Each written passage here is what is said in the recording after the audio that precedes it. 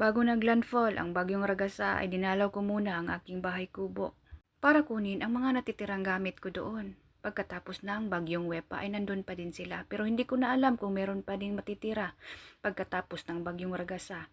Hindi ko na alam kung meron pa akong madadatnan na bahay kubo. Ang bahay kubo na ito ay binuo ko lang noong January 2025, Chinese New Year yon.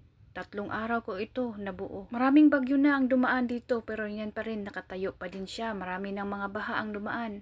Yung black rain, pero ito pa din siya, buo pa din siya, pero yung mga gamit sa loob ay basang-basa. Hindi ko naman naasikaso dahil sobrang busy din ako. Paano ko pa naman itong ayusin kung matapos ko na yung aking pagkuha ng lisensya dito sa Hong Kong? Ngunit hindi ko pa naayos ay parating na naman na bagyong Ragasa. So, hindi ko na po alam kung ano ang gagawin. Sa mga gilid ng aking kubo ay meron din akong tinanim na kamuting kahoy. Galing pa ito sa Pilipinas nung ako'y nagbakasyon. At ito din ang aking saging na dala. Galing din sa Pilipinas to. Sa mga hindi ko taga-subaybay, makapanood ng video na ito pala yung aking bahay kubo dati nung hindi pa nadaanan ng bagyo. Dito kami nagbabanding-banding na aking kapatid. Tanging kapatid ko lang ang nakapunta dito. Simple lang ang pagkakagawa ko niyan. Ang importante ay hindi ako mabasa ng ulan at hindi din ako malamigan tuwing winter. At nakakapagluto din ako dyan ng kahit anong gusto ko.